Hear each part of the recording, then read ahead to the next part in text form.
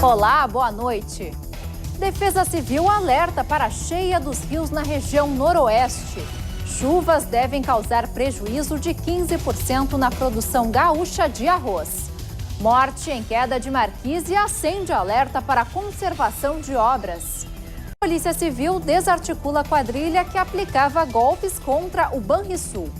E em Montenegro, antiga estação férrea é transformada em centro cultural.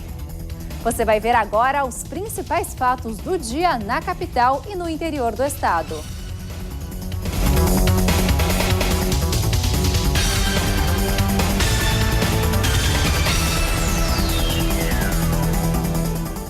A Defesa Civil fez um apelo à população das áreas mais atingidas pelas chuvas para que permaneça atenta aos possíveis riscos causados pelo mau tempo. 7 municípios gaúchos já decretaram situação de emergência devido às cheias e aos fortes ventos dos últimos dias. A Defesa Civil atua em conjunto com as regionais e as prefeituras no levantamento dos estragos para pedidos de doações e preenchimento da documentação necessária para o decreto de situação de emergência. Nós estamos orientando essas famílias, em especial os coordenadores municipais, que as famílias não retornem ainda para suas residências, porque a gente tem ainda uma previsão de chuva até amanhã de grande intensidade com vendavais. Então, a partir de amanhã nós vamos avaliar essa questão, que depois vai entrar uma frente fria, bem intensa, e a chuva deve amenizar até o início do final de semana. Ao todo, 138 famílias estão fora de suas casas no Rio Grande do Sul. Boa parte na cidade de Quaraí, na fronteira com o Uruguai, que sofre com cheias desde a semana passada. Segundo a Defesa Civil do Estado, as regiões mais atingidas foram o Sul e o Noroeste. Nós tivemos esse tornado em São Miguel das Missões, que nós tivemos ali em torno de umas 50 casas, o sítio arqueológico, um CTG e parte do telhado do Hospital de Caridade, né? Tivemos 8 pessoas feridas. Nós tivemos aí o rio Quaraí, ele deu uma subida significativa e nós temos 85 famílias fora de casa. Dom Pedrito, Rosário do Sul também com algumas famílias fora de casa. E na região sul nós tivemos chuvas intensas desde a semana passada, que com certeza vão afetar significativamente a lavoura, em especial de soja, né?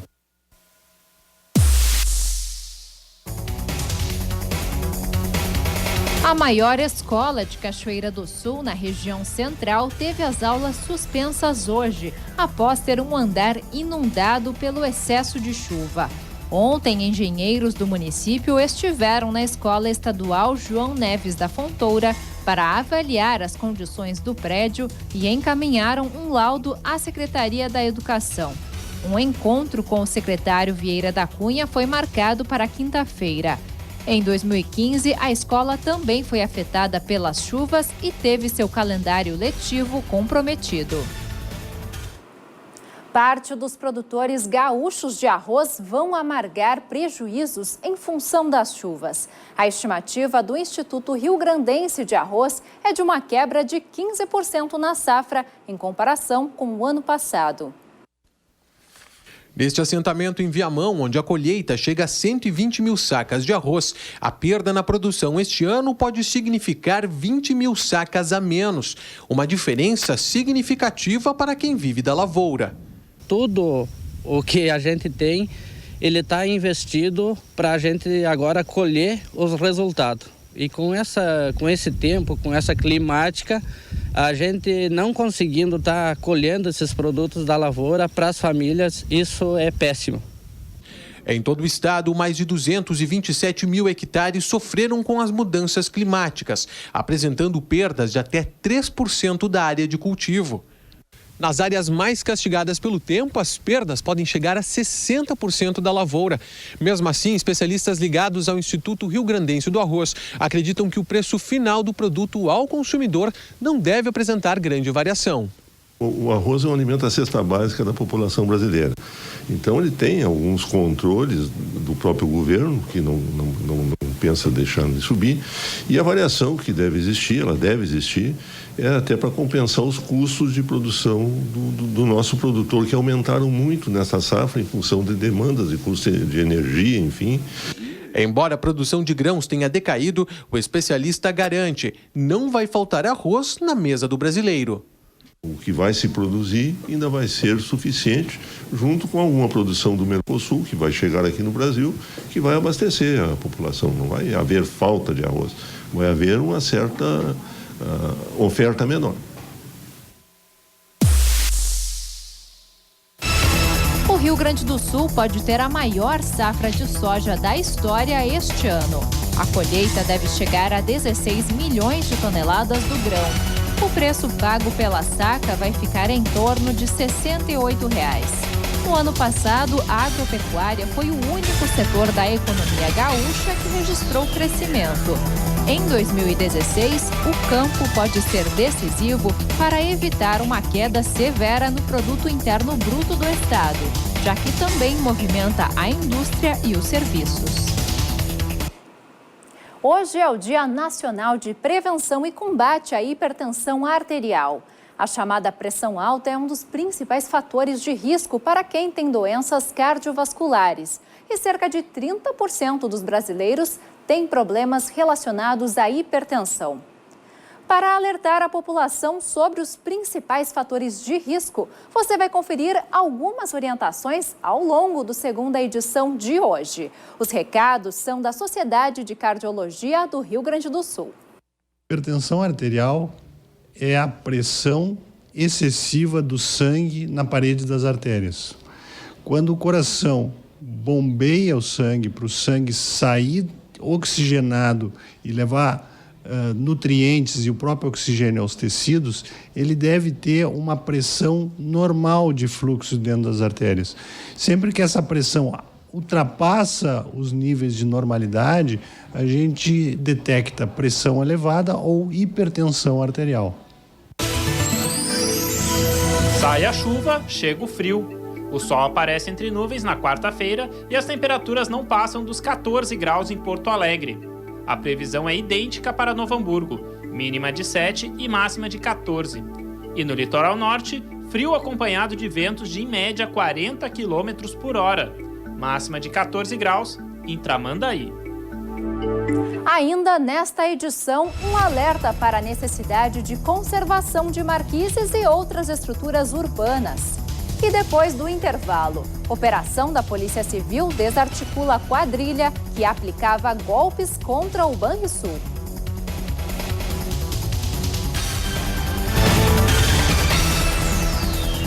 Doenças estruturais do coração, doenças renais, doenças endócrinas, doenças hormonais que levam ao aumento da pressão arterial e que podem ser curadas. Por exemplo, coartação da aorta, adenoma, o tumor da suprarrenal, são causas curáveis.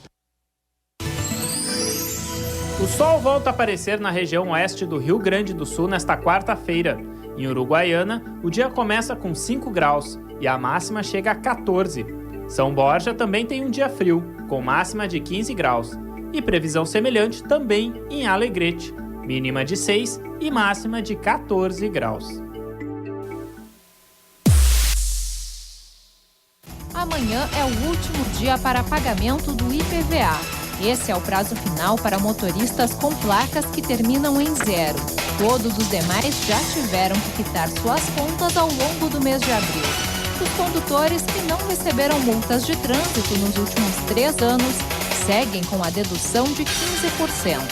O proprietário que não respeitar o prazo perde os descontos dos programas do Bom Motorista e do Bom Cidadão e vai pagar multa e juros pelo atraso. Integrantes do movimento Sem Terra ocuparam hoje uma fazenda na região metropolitana de Porto Alegre. A ocupação faz parte da Jornada Nacional de Luta pela Reforma Agrária do MST e não tem prazo para terminar. O grupo ocupou a fazenda Tio Faustino, a 55 quilômetros de Porto Alegre, no município de Eldorado do Sul. Os integrantes do MST denunciam que a área está abandonada. Ela está, segundo os vizinhos, aí, há 8 anos parada. E a gente vê, é visível que ela tem um vassoural que já tem anos, né? Então agora de pouco que lavraram ela.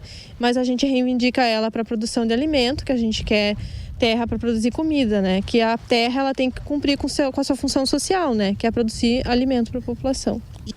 A ocupação acontece em protesto pelos 20 anos de impunidade do massacre de Eldorado dos Carajás, onde 19 sem-terras foram mortos e até agora ninguém foi punido. As 350 famílias que estão aqui vieram de 5 acampamentos de sem-terra na região metropolitana. A ideia agora é se reunir com o INCRA para negociar a compra das terras. O proprietário ele tem que manifestar interesse de venda para o INCRA ou ela ser desapropriada por improdutividade, né? Que ela tem 8 anos, que ela já é comprovado que ela não produz, né? Então ela é improdutiva.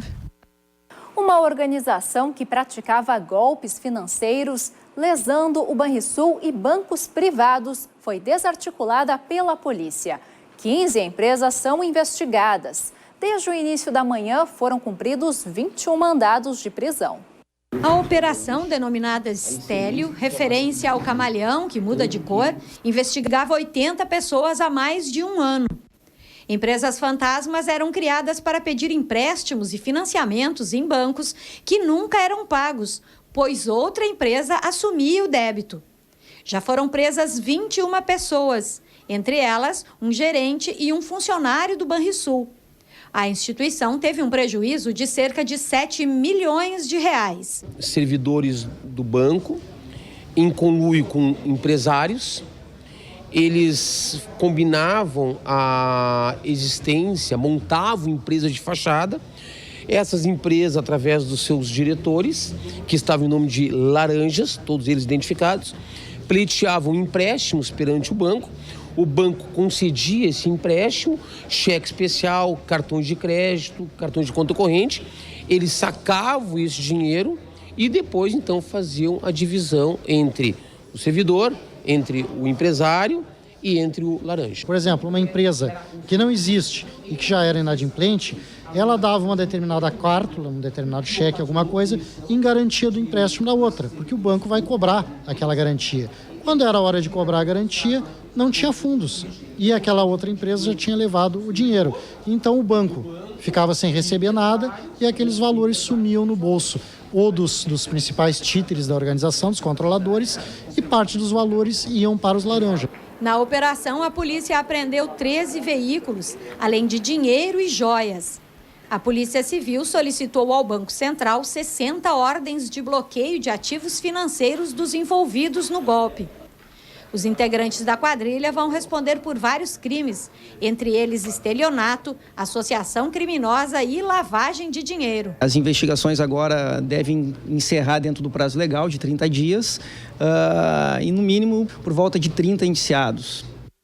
Um servidor da Secretaria da Educação do Estado foi preso hoje em São Leopoldo durante a operação da Polícia Federal para combater a divulgação de pornografia infantil e reprimir crimes de ódio. As ações aconteceram em Porto Alegre e no Vale dos Sinos.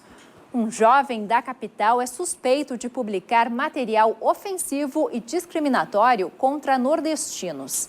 As outras investigações em Novo Hamburgo e São Leopoldo começaram a partir de denúncias da Guarda Civil da Espanha e de uma organização americana voltada para a proteção de crianças.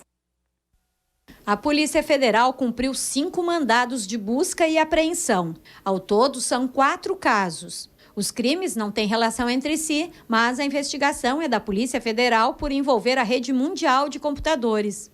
No caso que envolveu crime de ódio, um rapaz de 23 anos, de Porto Alegre, mantinha um blog que fazia apologia ao nazismo, além de publicar ofensas aos nordestinos, gays e mulheres. Os outros 3 crimes são de armazenamento, transmissão e divulgação de pornografia infantil. Em um dos casos, um homem chantageava uma adolescente para que ela lhe enviasse vídeos onde aparecia nua. Na verdade, essa menina, ela queria ir num evento e ela conseguiu, através de pesquisa na rede social, quem eram os organizadores dessa festa. Ela entrou em contato através do Skype, né, através de seu iPad, buscando obter ingresso para frequentar essa festa. O que aconteceu? A pessoa que atendeu a ligação do Skype lá do outro lado, né, um dos organizadores dessa festa, disse que só conseguia ingressos para ela se ela se mostrasse, né, se ela tirasse sua roupa, e aí ele, a partir disso, ele conseguiria o ingresso para ir na festa. A menina fez isso. Por óbvio, ela não conseguiu esse ingresso e, a partir desse momento, ele começou a chantageá-la. No caso de Novo Hamburgo, a Polícia Federal apreendeu de um bancário 900 arquivos com pornografia infantil envolvendo crianças e bebês. Já em São Leopoldo, a denúncia foi feita à Polícia Federal por uma ONG norte-americana. Um funcionário com cargo em comissão da Secretaria Estadual de Educação armazenava e transmitia pornografia infantil. Foi preso em flagrante, né? Uma vez que ele tinha material armazenado em seu computador, bem como ele estava transmitindo, né, no momento da busca, esse material de pornografia infantil para outros usuários. A Polícia Federal batizou a operação de Jizô, em referência à entidade budista guardiã das crianças.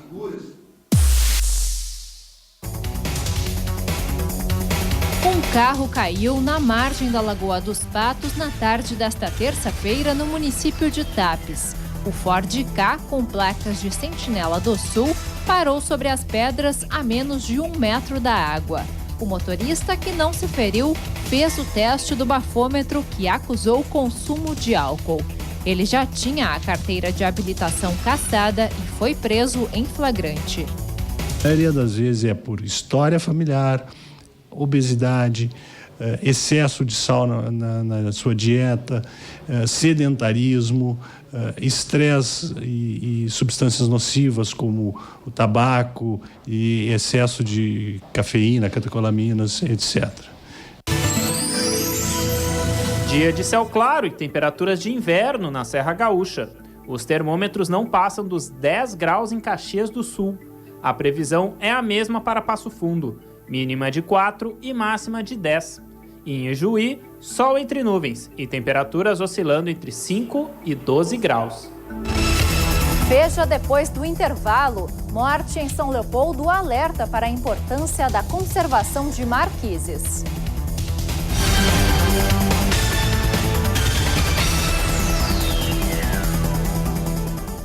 A Sociedade de Cardiologia recomenda que todos os adultos a partir de 40 anos de idade verifiquem a sua pressão, seus níveis de pressão arterial pelo menos uma vez por ano. Aquelas pessoas que têm alguma tendência, algum risco maior, que isso seja feito mais vezes e até em idades mais precoces, a partir até mesmo da infância. Sol entre nuvens em Santa Cruz do Sul e temperatura na casa dos 14 graus nesta quarta-feira. Em Santa Maria, as condições são as mesmas. A máxima também é de 14 graus e a mínima de 5 graus. Dia de céu claro e frio também em Cachoeira do Sul, onde os termômetros não passam dos 14 graus.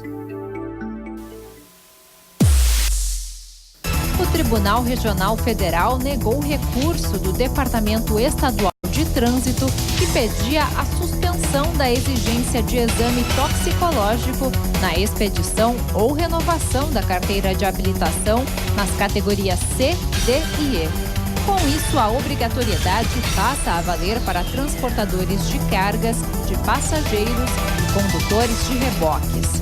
A decisão tem vigência até o julgamento do mérito da ação pelo TRF, que ainda não tem data marcada. O Detran informou que aguarda também decisão do Supremo Tribunal Federal sobre a ação de inconstitucionalidade movida pela Confederação Nacional dos Transportes. A queda de uma marquise ontem à tarde em São Leopoldo, no Vale dos Sinos, provocou a morte de uma mulher e deixou outra ferida. Rosa Lauter Gonçalves, de 73 anos, teve traumatismo craniano e morreu no Hospital Centenário. A outra vítima é filha de Rosa. Maria Lauter Gonçalves está em estado regular e deve receber alta amanhã. O acidente alerta para a necessidade de manutenção e fiscalização periódicas das marquises e sacadas projetadas sobre espaços públicos. Em Porto Alegre, outra tragédia fez vítimas fatais. 9 pessoas morreram e outras 10 ficaram feridas na queda de uma marquise onde funcionava uma loja no centro da cidade. O ano era 1988. Depois da tragédia, uma lei municipal começou a vigorar em Porto Alegre, determinando que proprietários de prédios apresentem a cada 3 anos um laudo comprovando a segurança de sacadas e marquises. Quem não apresentar o documento está sujeito a multa de R$ 1.800. Mesmo assim, a prefeitura responsável pela fiscalização afirma que enfrenta dificuldades para fazer cumprir a lei. No ano passado, a Secretaria Municipal de Urbanismo lançou um edital de notificação para que os proprietários de imóveis entreguem um laudo de estabilidade estrutural dentro do prazo estipulado. A fiscalização foi reforçada. Dos 405 imóveis vistoriados no centro da capital, 315 receberam multa. A gente pensa em retomar em outros bairros também essa ação para continuar, que as pessoas continuem fazendo seus laudos e mantendo essas marquises em condições. Precisa ser feito um acompanhamento para evitar sobrecarga, infiltrações, que são problemas que podem dar enfraquecimento, né, na estrutura. Então, esse laudo é justamente para isso. Eles apresentam nesse laudo as condições da marquise, né, e de 3 em 3 anos eles renovam esse laudo. Bagé terá uma quarta-feira gelada, apesar de o sol aparecer entre nuvens ao longo do dia. A mínima prevista é de 4 graus e a máxima não passa dos 10. Em Pelotas, dia claro e temperaturas na casa dos 14 graus. E no litoral sul, o vento faz a sensação térmica baixar, mas os termômetros sobem mais do que no resto do estado. Máxima de 16 graus em Rio Grande.